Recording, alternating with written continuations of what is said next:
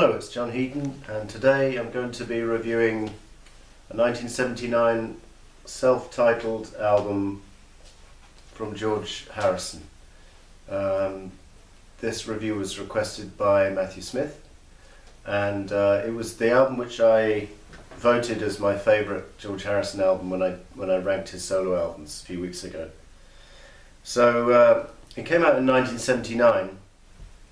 And I bought it at the time. I was about 15, and I tell you, at the time it was supremely untrendy to be a George Harrison fan, because it was in the middle of punk and new wave and the Clash and Stiff Little Fingers, and when George Harrison's single came on the radio, it was viewed as a bit soft in comparison. So I put up with quite a lot of stick at school for being a George fan, but didn't detract me. Still bought this album, still loved it at the time, and still love it now. The thing about this album is it's so happy. It's really uplifting. It's maybe you could call it a summer album, but it lifts your mood whenever you put it on. And there's a few albums like that. I would say, Ringo's Ringo album is like that. And can't think of any others offhand, but this is certainly the happiest one, and probably the happiest one of George's. It's not preachy, it's not overly religious, it's just full of fairly straight love songs for the most part, with one curious exception, as we'll see. So it starts off with Love Comes to Everyone, a really strong opener, really gorgeous melody. And the band on this album, Willie Weeks on bass and Andy Newmark on drums, who had toured with George in '74, and Steve Winwood contributes keyboards, synthesizer, and particularly great synthesizer on this track, really works.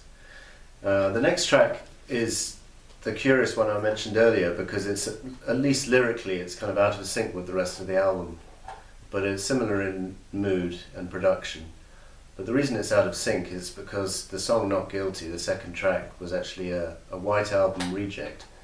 And if you listen to the words, I won't upset the apple cart and so on, you can see. And actually the Beatles version for the White Album, which got rejected, is available on Anthology, and you can kind of see why they left it off, maybe, although maybe they could have put it on instead of Revolution 9. Who knows? Didn't make the cut. It's not a great song when they did it then. Here it's completely different in mood, and I would say it's still not a great song. It's probably not my favourite on the album.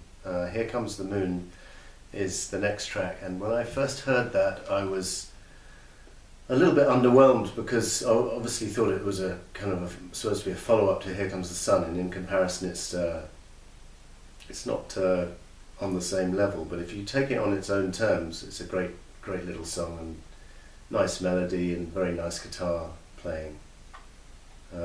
Soft-Hearted Hannah, next track, very humorous song, great words, and great slide guitar solo in the middle. Then the side one finishes with Blow Away, which was the single, and this really should, I think, as one Beatles book put it, if this song had appeared at the beginning of the decade, it would have been a smash #1 hit. But as it is, it appeared in 1979, and I think it only barely reached the bottom of the top 40, which is inexplicable because it's so catchy. It's a great track.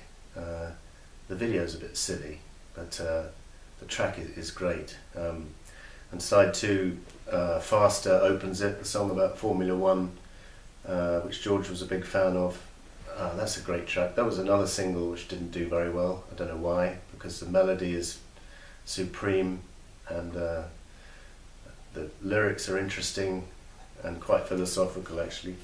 And the next song, Dark Sweet Lady, is dedicated to his, I'm not sure if he officially dedicates it to his wife Olivia, but it's pretty obviously about her, and it's a lovely song. This song was played at my wedding, actually. And then Your Love Is Forever, one of his best ballads ever. I think George said that it was one of his favourites as well. The melody is sublime. The guitar solo in the middle is amazing, and the words are very touching. I love this song.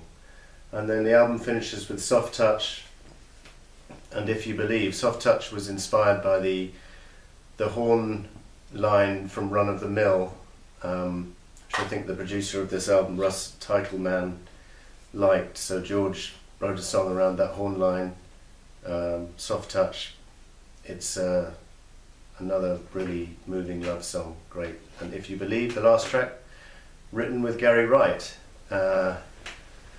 And philosophical words again, brilliant melody and nice playing from the band.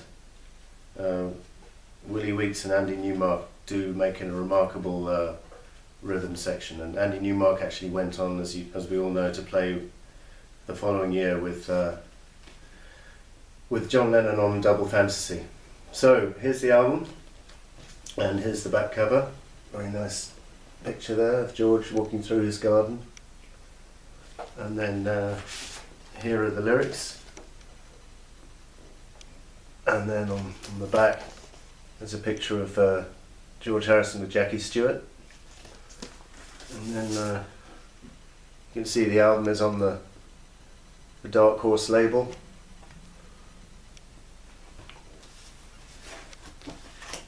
And then I'm going to show you my signed copy, which I picked up on eBay, and unfortunately I didn't obtain this in person, but this is very nicely signed, as you can see. Very proud to have this one. Okay, so that's my review of what is still my favourite George album. George Harrison. Deserved to do better commercially, but artistically it's a strong album. Melodically, it's an amazing album. So I think this is deserves more recognition than it's got over the years, shall I say that. Okay, thanks for watching. Please remember to subscribe, like and comment, and see you next time.